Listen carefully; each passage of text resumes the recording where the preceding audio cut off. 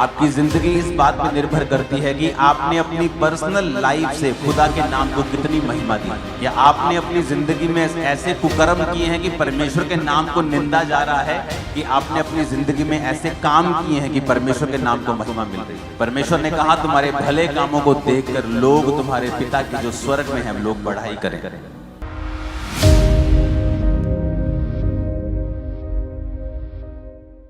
आपकी life bless करता है परमेश्वर जब आप पर्सनल जिम्मेवारी लेते हैं कि मैं खुदावंद पर्सनल जिम्मेवारी लेता हूं कि मेरी जिंदगी से तेरे नाम को सिर्फ महिमा ही मिलेगी। जब आप अपने काम पर हैं, आप चोरी नहीं करते, ये एक पर्सनल महिमा है खुदावंद को देना कि ये क्रिश्चियन है इसलिए चोरी नहीं करता, परमेश्वर के नाम को महिमा मिलती है। आप अपने मोहल्ले में हैं, आप बाकियों की तरह चुगली नहीं करती, आपको नहीं इंटरेस्ट कि दूसरे के घर में क्या हो रहा है, आपको इंटरेस्ट है कि आज मैंने प्रार्थना की है कि नहीं की, आज मैंने बाइबल पढ़ी है कि नहीं पढ़ी, आज मेरे बेटे ने, मेरी बेटी ने, मेरे हस्बैंड ने परमेश्वर में समय बिताया है कि नहीं बिताया। आपको पता है कि अगर आप भी उनके जैसा ही करेंगे तो ये परमेश्वर की महिमा नहीं होगी। और जब आपकी जिंदगी से, पर्सनल जिंदगी से प्रभु की महिमा नहीं होती, वो आपको नहीं बढ़ाता। आपकी जिंदगी इस बात पे निर्भर करती है कि आपने अपनी पर्सनल लाइफ से खुदा के नाम को कितनी महिमा दी है।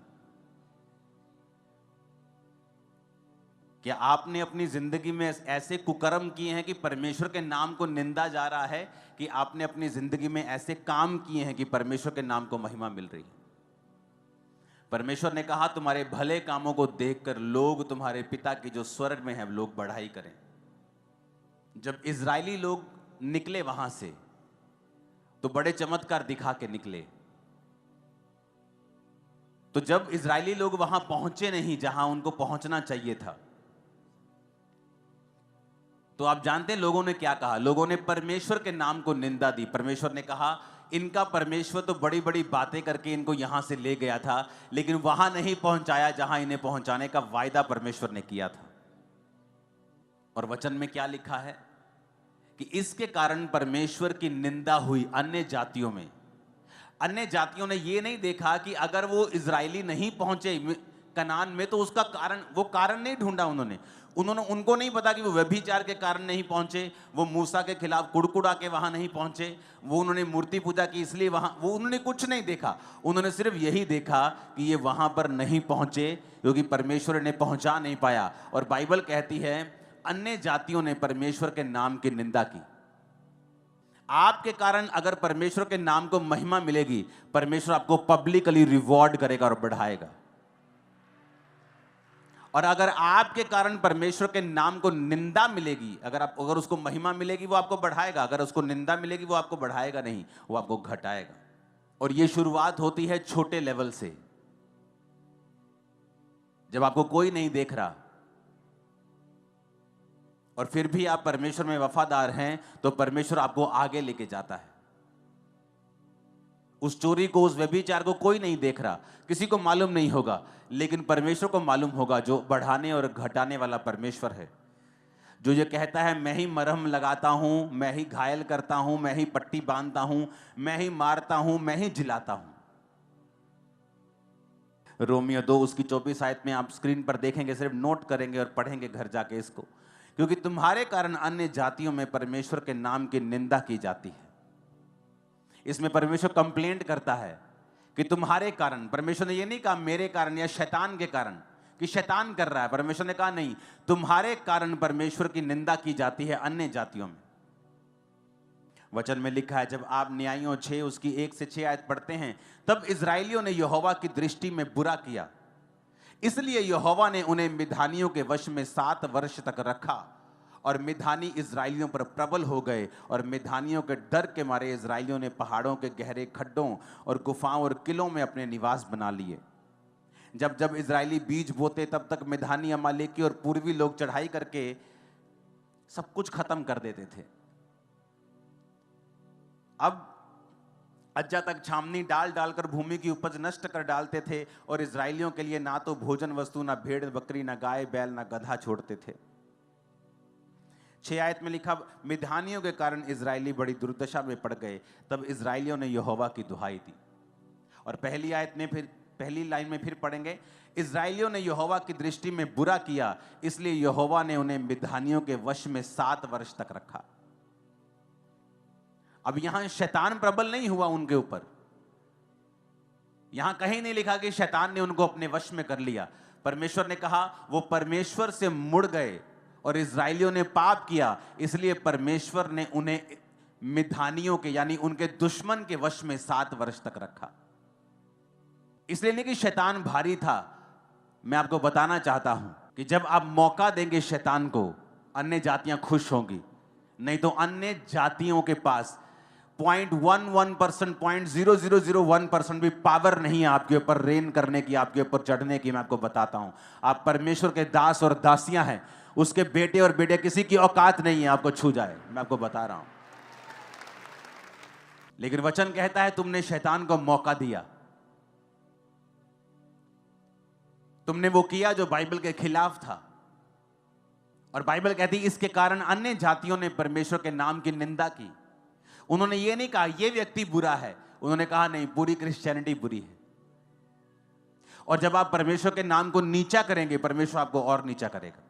आप उसके नाम को ऊंचा करेंगे, परमेश्वर आपको ऊंचा करेगा। सब कुछ आपके हाथ में है। तब क्या हुआ?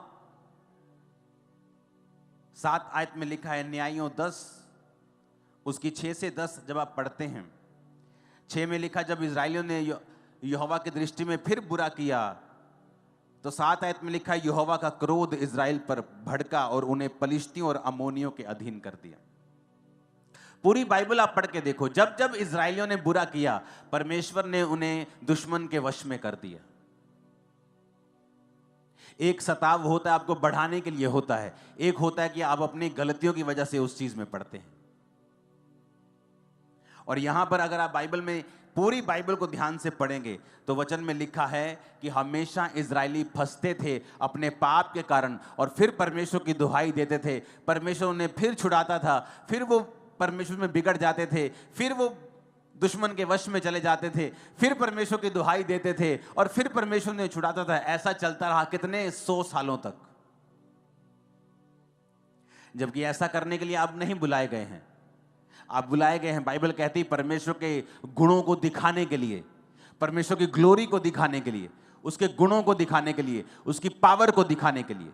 आपके बच्चे बेस्ट पोजीशंस के ऊपर होंगे और उसकी ग्लोरी होगी। मैं आपको बता रहा हूं, आप जब खुदा के साथ वफादार होंगे, जहां दूसरे लोगों के बच्चे नहीं पहुंच पाए, आपके बच्चे उससे भी अधिक बड़ी पोजीशन में होंगे, जबकि आप फाइनेंशियली उनसे कहीं नीचे थे।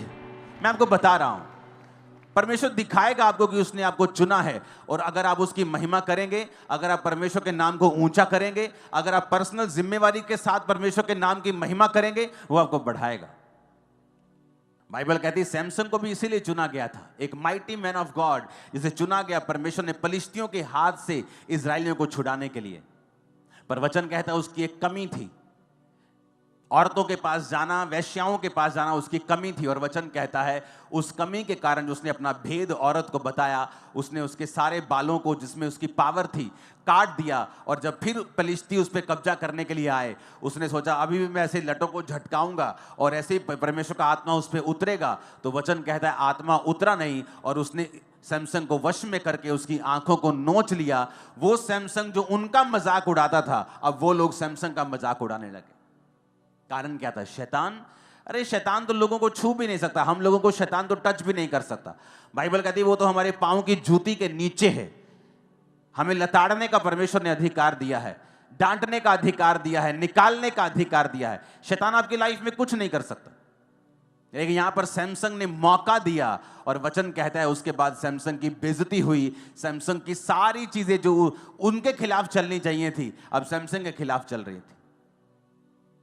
पाप के जो परिणाम है वो भयानक है हमेशा।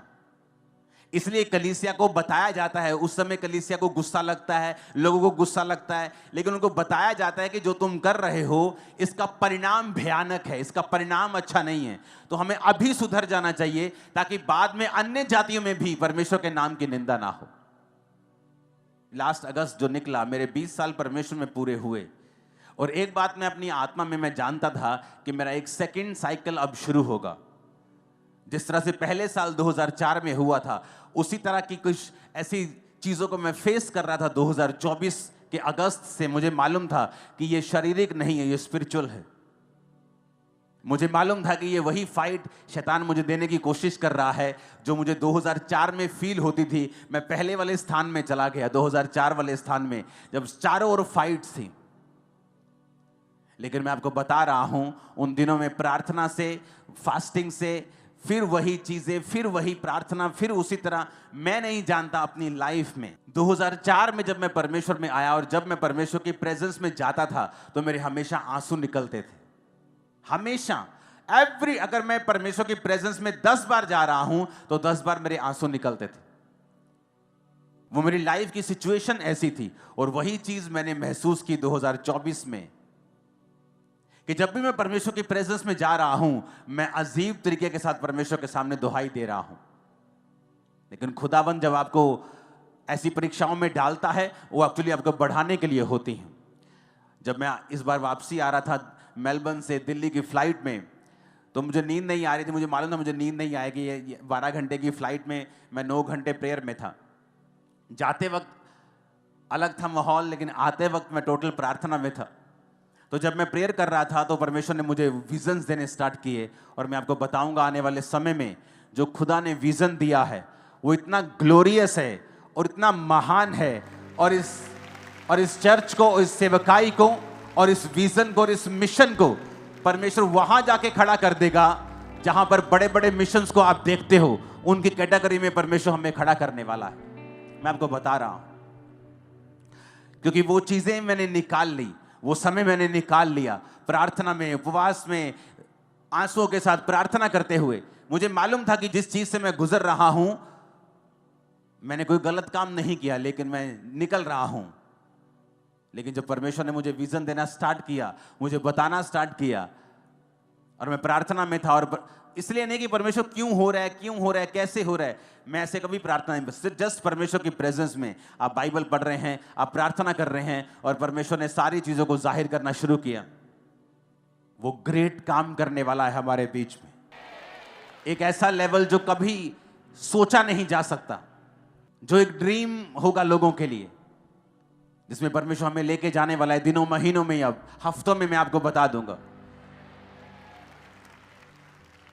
ये पॉसिबल है अगर आप अपनी पर्सनल लाइफ से परमेश्वर की महिमा करेंगे तो। अगर आप अपनी वाइफ के सामने भी ब्लू फिल्म देख रहे हैं, आपने अपनी पर्सनल गवाही को खत्म कर लिया है। अगर आपकी फैमिली को पता है आप झूठ बोलते हैं, तब भी आपने अपनी पर्सनल गवाही को खत्म कर लिया है।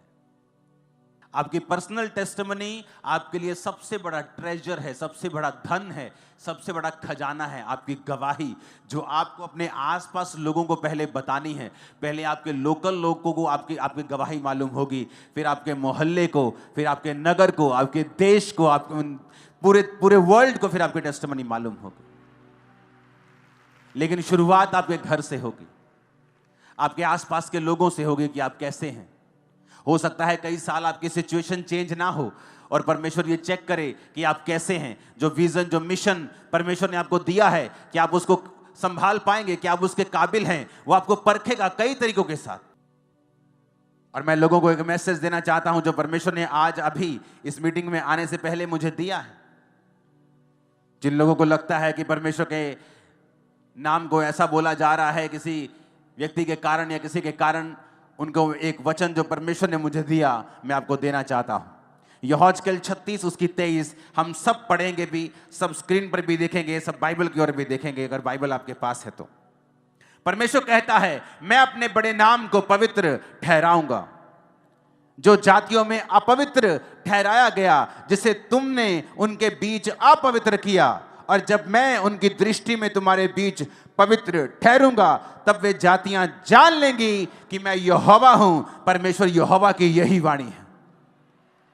परमेश्वर की आत्मा ने कहा, आने वाले दिनों में ऐसे कार्य होंगे, ऐसे काम होंगे कि ये पूरी जातियां परमेश्वर को पवित्र ठहराने लग जाएंगी, और खुदा अपने आप को खुद पवित्र ठहराएगा, और क्रिश्चियनिटी की नाम की बल्ले बल्ले होगी और ऊंचाई आप देखेंगे। इसके और आमीन ऊंचा चाहिए चर्च। अगर किसी दुष्ट की वजह से क्रिश्चियनिटी के नाम को बदनामी मिलती है तो परमेश्वर कहता मैं अपने नाम को खुद पवित्र ठहराऊंगा।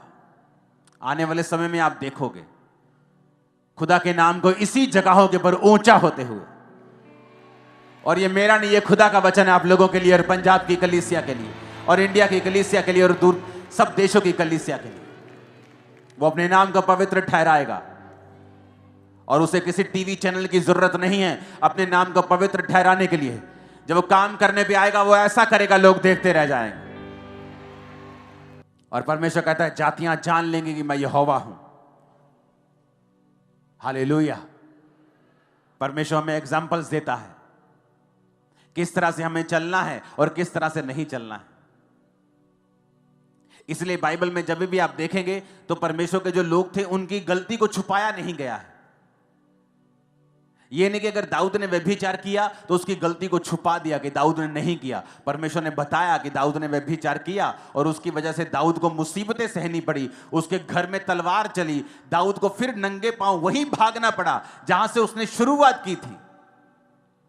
दाऊद ने कहां से शुरुआत की थी? उन्हीं पहाड़ों में जहां वो अपने पिता की थोड़ी सी भेड़ बकरियों को चराता था, नंगे पांव रहता था, धूप में, पाले में, औस में रहता था। और जब उसने पाप किया राजा बनने के बाद उसी पहाड़ में उसी नंगे पांव उसको भागना पड़ा और लोग कहते थे ओछा ओछा। और लोगों को मौका मिला दाऊद को निंदा करने का। और वचन क्या कहता है? अगर तुम व्यभिचार करोगे तुम्हारी नाम धराई कभी मिटने वाली नहीं है। क्या हो सकता है कोई अंगारों पर चले और ना जले? क्या हो सकता है कोई अंगारे अपने कपड़ों के ऊपर रख ले और उसके कपड़े बच जाएं? परमेश्वर ने कहता अगर जो व्यभिचार के ऊपर चलेगा उसका हाल भी ऐसा ही होगा। आपको यह बात समझनी पड़ेगी, आपकी पर्सनल जिम्मेवारी है एज ए क्रिश्चियन कि आप अपने आसपास के लोगों के लिए कैसी एग्जाम्पल हैं। अगर आप बैड एग्जाम्पल हैं तो परमेश्वर का क्रोध आपके ऊपर रहेगा, कोई काम भी सफल नहीं होगा। आपकी टेस्टिमनी जो 1 साल 2 साल में आपको मिलनी है वो कहीं परमेश्वर 20 30 40 साल पर उसको लंबा कर देगा। तो आपको यह बात समझनी पड़ेगी। ये वचन मैंने आपको परमेश्वर की ओर से दिया है कि परमेश्वर कहता है कि मैं अपनी महिमा फिर से बनाऊंगा, अपने नाम को मैं पवित्र ठहराऊंगा और लोग देखेंगे। और मैं आपको ये भविष्यवाणी करके कह रहा हूं, दुनिया के लोग, फॉरेन के लोग भी इंडियन क्रिश्चियंस को स्टडी करने के लिए आएंगे। ये किस तरह से इनका विश्वास इतना मजबूत और इतना सामर्थ्य, मैं आपको बता रहा हूं।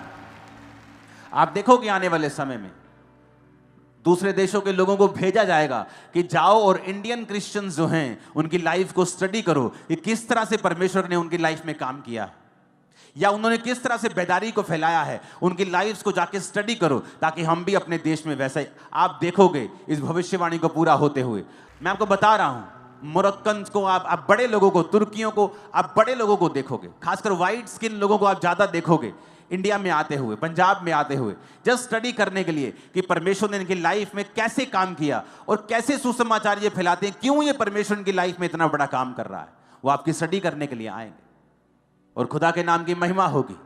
वो अपने नाम को पवित्र ठहराएगा, उसका नाम ऊंचा होगा। आप ऊंचा करेंगे, मैं ऊंचा करूंगा यीशु मसीह के नाम। हालेलुया। एक समय होता है आप परीक्षाओं से गुजरते हैं, एक समय होता है परमेश्वर फिर आपको फल देता है। लेकिन आप ये मेक श्योर करें कि आपकी परीक्षा आपके पाप की वजह से ना हो, आपकी परीक्षा आपके बढ़ने के लिए हो, वो परमेश्वर की ओर से हो, शैतान की ओर से ना हो। अपने मन से बात करो धीरे धीरे शब्दों में कि आज से मैं परमेश्वर की जिम्मेवारी लूंगा और मैं खुदा के नाम को महिमा दूंगा। एक भी कर्म नहीं ऐसा करूंगा कि परमेश्वर के नाम को निंदा मिले। मैं और मेरा घराना हम मिलकर परमेश्वर की सेवा करेंगे। आमीन। ऊंचा ये आशीष हमारी है। हालेलुया। तैयार हो खुदावंद की महिमा करने के लिए? पर्सनल जिम्मेवारी है आपकी लाइफ पर, परमेश्वर आपको देख रहा है। आपका जो मन है वो परमेश्वर से लगा होना चाहिए।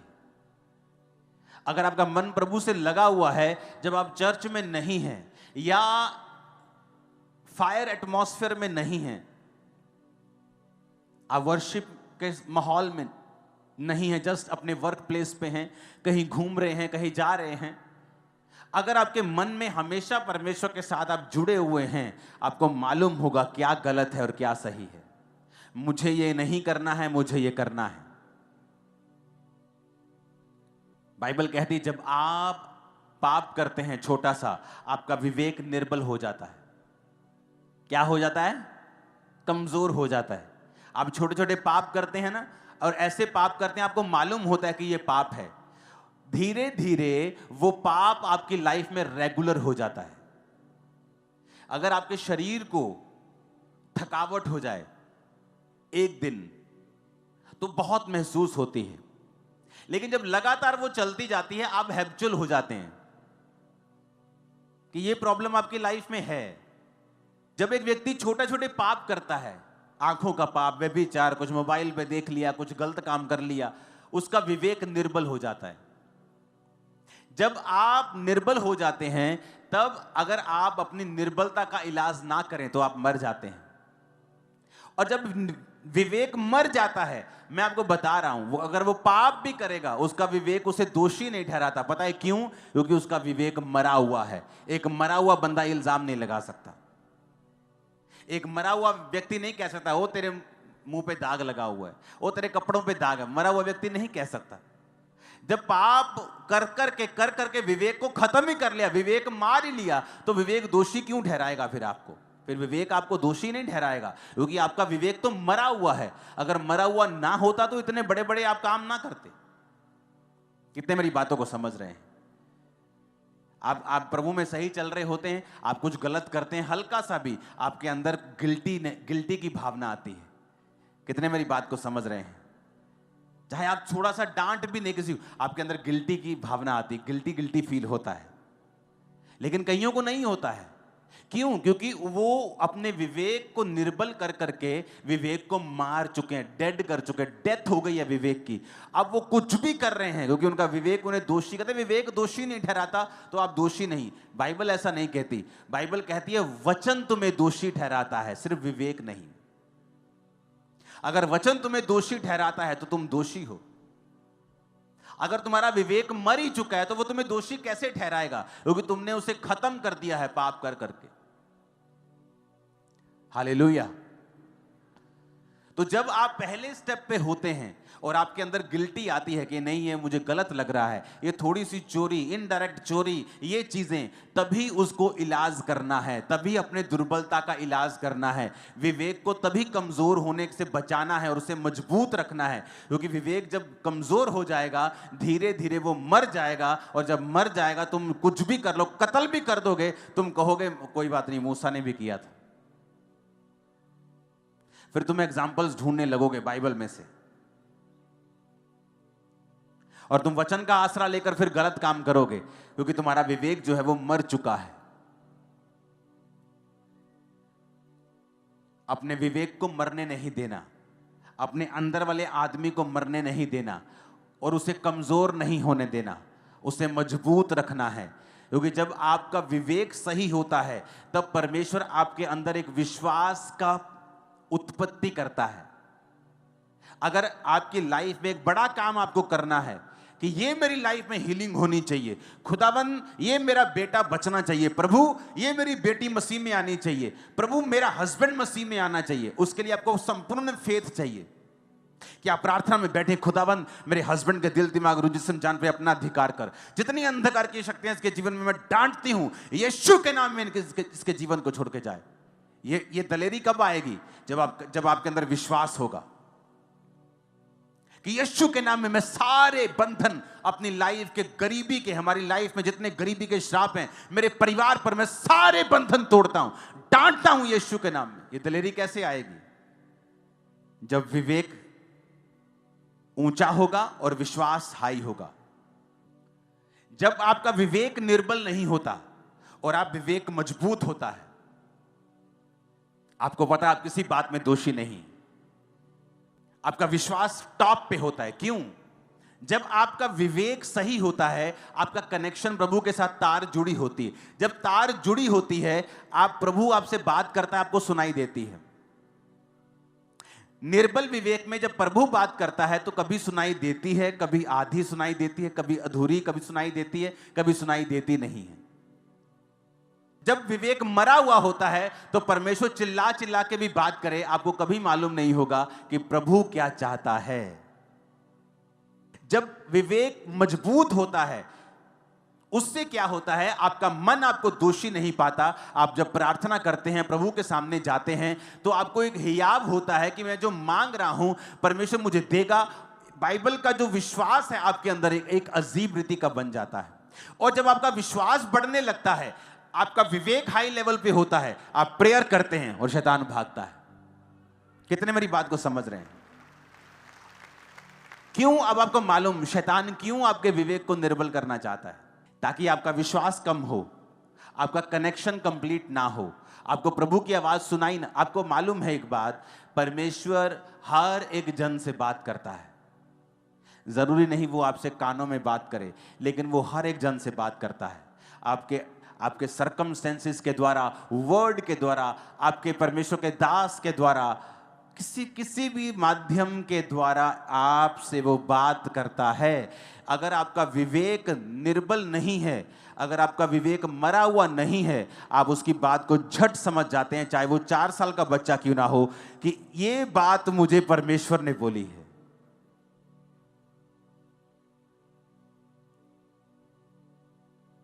हो सकता है आप बीमार हो क्योंकि आप ज्यादा पानी ना पीते हो, कम पानी पी रहे हो, आपकी बॉडी में पानी की कमी हो। और एक 4 साल का बच्चा आपको बोले, मम्मा रोज पानी पिया करो, ज्यादा पानी पिया करो, और आपको नहीं मालूम वो प्रभु ने बात की है आपसे। क्योंकि आपका विवेक अगर मजबूत है तो परमेश्वर पत्थर को भी इस्तेमाल कर सकता है, बच्चे को भी कर सकता है, आपके दास को कर सकता है। वो किसी भी चीज को आपको बताने के लिए और बढ़ाने के लिए इस्तेमाल कर सकता है। कितने मेरी बात को समझ रहे हैं? और शैतान क्या करता है, वो आपको एक छोटा सा पाप देके आपके विवेक को निर्बल करता है और मार देता है, ताकि प्रभु चाहे चिल्लाए भी आपको कभी समझ नहीं आएगी प्रभु क्या चाहता है। अपने विवेक को जीवित रखें और फिर देखें ये जर्नी कितनी एक्साइटमेंट से भरी हुई है, आशीषों से भरी हुई है। सताव है लेकिन बरकतें बहुत बड़ी हैं। परीक्षा है लेकिन महिमा परीक्षा से कहीं अधिक बड़ी है। और सबसे बड़ी बात, अनंत जीवन कहीं अधिक बड़ा है। जहां इस देश के, दुनिया के बड़े बड़े राजे वहां पहुंच नहीं पाएंगे, बड़ी बड़ी पदवियों के ऊपर बैठने वाले उस अनंत जीवन तक नहीं पहुंच पाएंगे जहां आप और मैं पहुंच पाएंगे। हालेलुया। अपने पड़ोसी को बोलो, अपने अंदर वाले आदमी को, औरतें बोले अपने अंदर वाली औरत को मरने नहीं देना है, कमजोर नहीं होने देना है, अपने विवेक को जीवित रखना है, मजबूत रखना है। ऊंची आवाज में आमीन खड़काओ जरा, ऊंची आवाज। हालेलुया। तो आपको यह बात समझनी पड़ेगी कि आपके ऊपर एक पर्सनल जिम्मेवारी है परमेश्वर का नाम महिमा देने की, उसके नाम को फैलाने की। आप फेल नहीं हो सकते।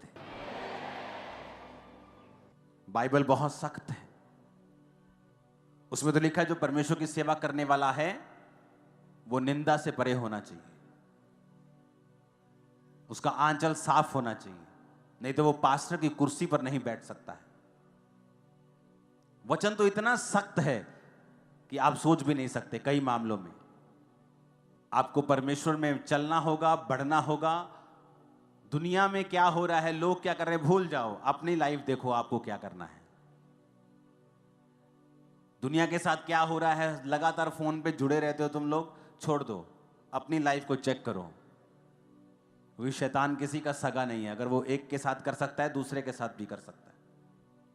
अपने आप को चेक करो, अपने आप को बढ़ाओ, अपने परिवार का ध्यान रखो, अपनी स्पिरिचुअल लाइफ का ध्यान रखो, अपनी संगति का ध्यान रखो, मुझे क्या करना है। हालेलुया।